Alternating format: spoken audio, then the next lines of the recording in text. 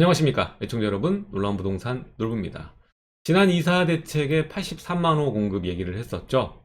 그 중에 상당 물량이 또 신규 공공택지를 만들겠다라고 얘기를 했는데 3기 신도시를 추가로 지정을 하겠다라는 겁니다. 그래서 어딘가라고 얘기가 굉장히 많았었죠. 뭐 고천 쪽 얘기하는 사람도 많았고, 뭐 남양주나 또 광주 뭐 이쪽 라인, 그리고 또 제일 얘기가 많이 나왔던 거는 이전에 우리가 신도시 얘기, 3기 신도시 처음 나올 때부터 얘기가 많이 나오던 지역이 바로 대규모 택지 공급이 가능한 바로 이 시흥 라인이었습니다. 그게 이번에 또 발표가 됐거든요. 그래서 오늘 거기에 대한 내용을 볼 텐데 공급량이 어마어마합니다. 지난번에 가장 최대로 공급되는 지역이 왕숙이었죠. 남양주 왕숙이었는데 그걸 넘어섰습니다. 7만 호를 또 공급을 한다고 합니다. 이 광명 시흥 쪽에. 어마어마하죠. 중요한 것은 이쪽 라인으로 들어오게 되면은 상단에 이제 7호선이 있고 또 1호선 연계가 가능하고요. 또 GTX B 라인도 연계를 하는 또 노선을 하나 수립해서 만들겠다고 얘기를 했기 때문에 아무래도 이게 계획대로 된다면 또 그 동남권 다음으로 또 인기가 많을 수 있는 자리가 아닌가라는 생각이 듭니다. 실제로 이 KTX, 이 광명역사 주변에 있는 아파트 값은 3배 이상 올랐죠. 3배 이상 올랐고 굉장히 높은 고가 라인으로 형성이 돼 있고, 이 광명에 있는 테크노밸리, 거기에 이 많은 이 업무 시설들이 들어올 수 있는 이 환경들이 다 조성이 되고 있는 상황인데, 여기에 배후 주거 벨트 라인으로 이렇게 7만 호가량이 되는 아주 어마어마한, 이게 여의도 면적 계산해 보니까는 4배가 넘는 굉장히 광활한 면적의 이러한 주거 벨트가 공급이 되는 겁니다. 뿐만 아니라 살기 좋은 도시로 만들기 위해서 호수와 또뭐 수변, 공원, 생태공원 이런 것들을 연계해서 공급을 한다고 하니 이 광명 테크노밸리 업무 지구가 이미 있잖아요. 그러다 보니까 인기가 많을 거라고 예상이 됩니다. 자세한 내용을 오늘 또 살펴보도록 하겠습니다. 또 이 외에도 아직 물량이 남아있죠. 이 남은 물량은 2분기에 또 발표를 한다고 하니까 올해 상반기, 21년 상반기에 좀 큰 굵직한 이런 계획들이 GTX 교통 노선도 그렇고 또 남은 공공택지도 그렇고 좀 큰 소식들이 좀 남아 있다라고 볼 수가 있겠습니다. 나머지 지역은 아무래도 또 서북부나 아니면은 뭐 동부 지역으로 깔릴 것 같긴 한데 지켜봐야겠죠. 일단 오늘 내용 한번 같이 살펴보도록 하겠습니다. 자, 일단은 이 지난 이사 대책 때 공공주도 3080 플러스라는 계획을 발표를 했죠. 거기서 이제 대도시권 주택 공급 획기적 확대 방안 중에 83만 호를 총합해서 추가로 공급하겠다, 부지 확보를 하겠다라고 얘기를 했었는데 그 중에 한 25만 호 정도 이 신규 공공택지 확보 계획이 담겨 있었단 말이죠. 그 중에 지방권과 수도권을 좀 분리해서 봐야 될 것이고, 수도권 같은 경우에는 18만 호를 공급한다고 했고요. 지방은 이제 5대 광역시를 중심으로 해서 7만 호 정도 얘기를 했었습니다. 근데 이번에 발표된 내용이 한 10만 호 정도가 되는데요. 그 중에 이제 부산의 대저 지역에 2만 호가량, 18,000호, 그리고 광주의 산정 13,000호, 이렇게 지방권은 공급 계획을 잡아놓고, 그리고 수도권은 광명시흥 쪽으로 7만 호, 그리고 면적이 1271만 제곱미터입니다. 정말 큰 면적이거든요. 이렇게 돼 있고, 이게 지금 1차로 이사대책 이후에 발표가 된 건데, 수도권에 이제 서울과 인접한 지역을 뽑자면 항상 얘기가 나왔던 데가 아까도 말씀드렸지만 광명 시흥 부지가 지난번에 이 계획대로 추진 안 된 지역이 있기 때문에 거기가 굉장히 면적이 크죠. 그래서 여기 있는 면적에 7만 호를 공급하겠다, 이렇게 얘기가 나온 겁니다. 그리고 이번에 1차 발표지고 10만 호 이외에 나머지 15만 호의 구체적 입지 및 물량은 2분기 내에 추가 공개하겠다, 얘기를 했습니다. 얘기했던 내용이죠. 자, 그래서 어디냐면 광명시흥 위치도 이전에 얘기가 항상 나왔던 지역이거든요. 그래서 광명사거리역의 하단 쪽에 있다고 보시면 돼요. 하단 쪽으로 해서 이 광명역 바로 좌측에 쫙 깔린다고 보시면 될 텐데, 위아래로 굉장히 길쭉하게 면적이 구성이 되어 있죠. 이거는 이따가 또 자세히 볼게요. 돼 있고, 이로 인해서 3기 신도시는 이렇게 남양주, 왕숙, 하남, 교산, 그리고 과천, 그리고 창릉, 부천, 대장, 인천, 계양. 예, 이런 식으로 이제 펼쳐지는 구조로 구성이 된다고 보시면 되겠습니다. 자, 왕숙이 컸는데 그보다 더 큽니다. 면적만 해도 지도 보세요. 예, 어마어마하게 부지가 넓죠. 정말 큽니다. 예, 이용할 수 있는 노선도 가까이 있는 편이고요. 예, 교통 노선을 접도시키기도 편하고 또 업무시설도 기존에 구성되어 있는 지역이 있기 때문에 이번에 또 발표를 한 배경 같습니다. 자, 그리고 부산 같은 경우에는 예, 이쪽 대저역을 중심으로 해서 우측편으로 딸린다고 보시면 되겠죠. 여기 같은 경우에는 이미 이제 부산 김해 경전철이 있고 이거를 구성을 해가지고 늘린다고 하는 거니까 밑에 또 김해공항이 있고요. 예, 이쪽 지역에 소규모로 예, 구성이 됩니다. 18,000호. 그리고 광주도 보시게 되면 이쪽에 예, 구성이 되네요. 여기 다 특징이 보면 역세권 주변에 좀 지어지는 경향이 있네요. 예, 그래서 여기도 13,000호. 예, 일단은 지방은 다음에 얘기를 하고 좀 넘어가도록 하겠습니다. 네.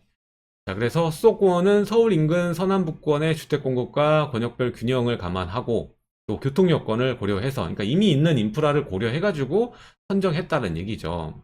근데 이쪽에 이제 지정을 하게 되면 여의도에서 12km 직선거리로 수도권 제1순환고속도로 안쪽에 위치하면서 그리고 최단거리 1km로 서울시 경계가 있기 때문에 서울 주택의 수요층을 좀 흡수할 수 있다. 아무래도 다른 신도시에 비교했을 때 조금 우위에 있는 건 맞습니다. 예. 이미 인프라가 잘 돼 있기 때문에. 그리고 지방도 이제 5대 광역시권. 이미 인프라들을 구성을 염두를 한 거죠. 자, 그래서 부산, 광주를 우선 추진하고 나머지 광역시도 이제 입지 공개하겠다라고 얘기를 했으니까 나머지 지역도 나오겠죠. 자, 그래서 요거는 뭐 항상 얘기했던 부분이죠. 분양주택, 공공자가 통합, 공공임대주택을 적정 수준으로 배분 공급하겠다라는 얘기고 교통망도 이 교통대책을 선제적으로 마련한다고 얘기를 했는데 이거는 뭐 불투명하죠. 이미 근데 인프라 구성되어 있으니까 여기는 사람들이 좀 선호할 것 같습니다. 그리고 자족 기능 강화, 일자리 부근에 직주 근접지로 구성을 하겠다라는 것이고 또 충분한 도심, 수변공원 뭐 이런 것들을 해서 그린 뉴딜, 예, 그리고 보육과 육아, 그리고 문화복지 서비스 등 생활 SOC 이거는 3기 신도시의 모토죠. 예, 이런 편리한 도시를 조성하겠다라는 겁니다. 그래서 광명시흥을 오늘 자세히 볼 거거든요. 자, 면적 384만 평. 와, 이거 정말 큽니다. 7만 호고요. 광명에 광명동, 옥길동, 노은사동, 가학동, 그리고 시흥에 과림동, 무진해동, 그리고 금이동 이렇게 이 인원이다라고 보시면 되고 이 광명사거리역 여기거든요. 그래서 이쪽부터 해서 쫙 밑으로 이어지게 되는 겁니다. 그래서 여기 최하단을 보시면 광명 시흥 테크노밸리, 예, 테크노밸리거든요. 예, 그래서 여기가 광명 역세권이에요. 그래서 이런 식으로 구성이 되니까 교통 측면에서도 굉장히 우위에 있다는 것이죠. 다른 신도시보다는. 다른 신도시는 깔아야 되는데 얘는 이미 깔려 있기 때문에 초반부터 좀 편리하고 차후에 여기 또 역세권을 하나 깐다고 하니까 뭐 이 지점이죠. 이 지점에 깔아가지고 연계해서 GTX B노선과 뭐 7호선과 1호선 이런 것들을 연계해서 서울로 진입할 수 있게끔 만들어준다고 하니까 여기는 굉장히 빠른 시일 내에 될 것 같고 또 하단에 또 GTX, KTX 역세권이 있으니까 활용하기 편합니다. 지금 KTX 주변에 있는 아파트 값이 워낙 고가니까 여기에 신도시가 만들어진다면은 아무래도 크게 아파트 값이 또 올라갈 수 있는 그러한 경향이 있는 자리죠. 예, 수요자들이 좀 선호하는 그런 자리다 보니까 예, 업무지구가 여기 있으니까요.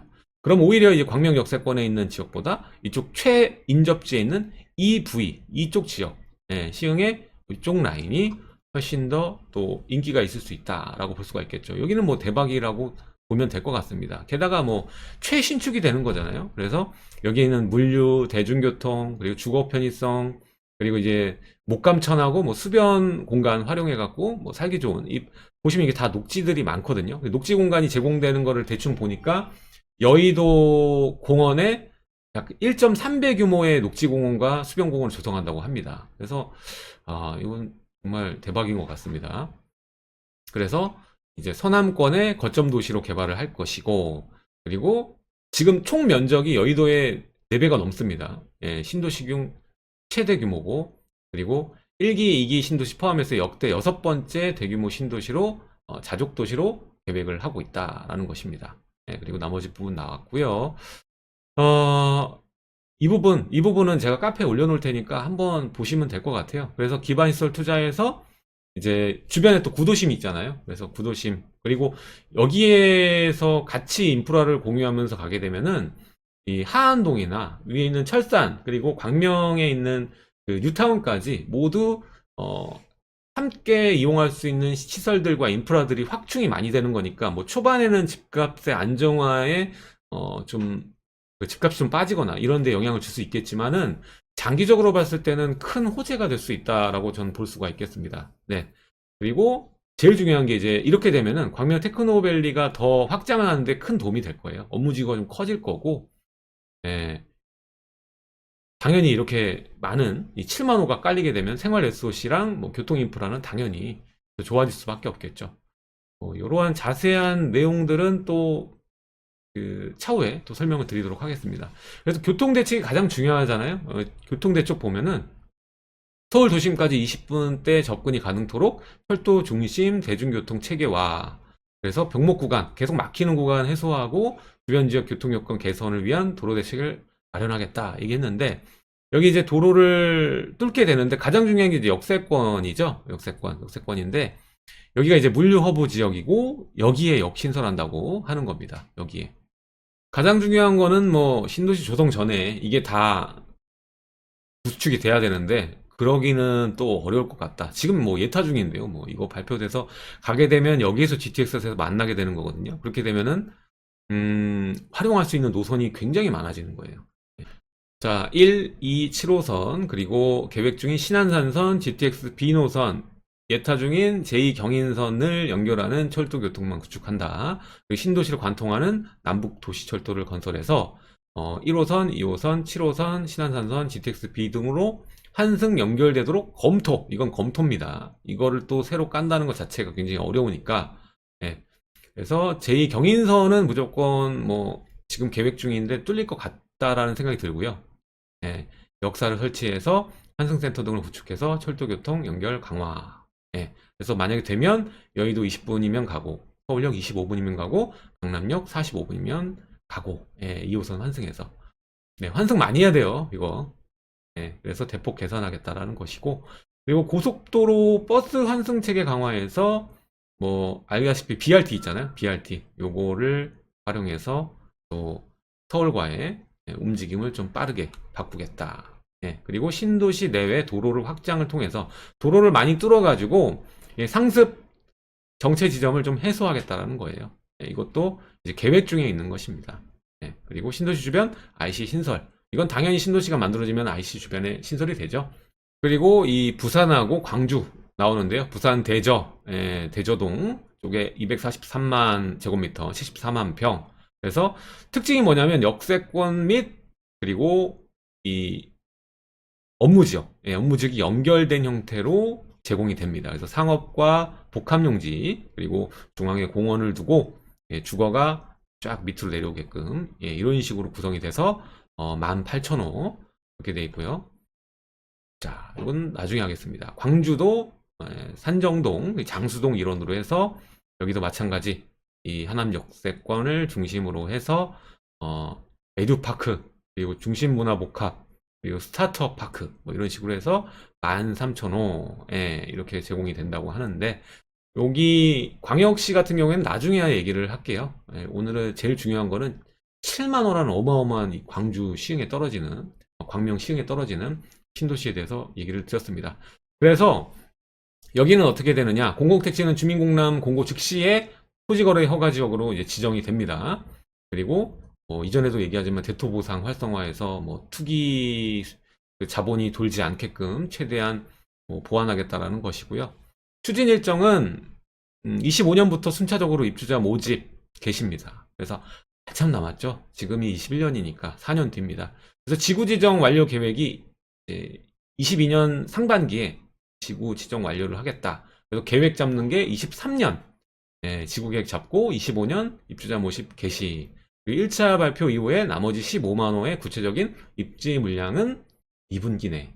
그러니까 얼마 안 남았죠. 올해 상반기 내에 다 끝난다는 거예요. 확정 발표 예정이다. 여기까지가 오늘의 발표 내용입니다. 일단은 이번에도 마찬가지로 교통에 대한 확실한 그 계획 라인은 나오지 않았고요. 아직 예타 중인 경인선을 중심, 제2경인선을 중심으로 신도시 밑그림을 잡아놨습니다. 중요한 것은 이전의 신도시와는 약간은 다르게 이미 그 인프라가 어느 정도 구성되어 있는 지역, 그리고 이미 업무 지역이 접근지였던 계속적으로 3기 신도시 얘기할 때마다 나오던 광명 시흥 지역이 드디어 선정이 됐다라는 것이고, 일단은 그 규모 자체도 7만 호라는 어마어마한 규모로 조성이 된다는 겁니다. 자, 오늘 내용은 여기까지 하도록 하고요. 다음 시간에 또 알찬 내용으로 여러분들 찾아뵙도록 하겠습니다. 오늘 급하게 발표되자마자 올려드리는 겁니다. 해당 내용은요, 카페에 또 업로드를 해놓을 테니까 자세하게 한번 또 살펴보시면 좋을 것 같습니다. 이후에 다른 내용들이 있으면 또 정리해서 차곡차곡 또 업로드 해드리도록 하겠습니다. 오늘은 또 급하게 또 같이 또 읽어보는 시간 가졌습니다. 지금까지 놀라운부동산 놀부였고요. 하단에 좋아요와 구독하기, 멤버십 가입 해주시면 놀라운부동산 강의까지 시청이 가능하십니다. 지금까지 놀라운부동산 놀부였습니다.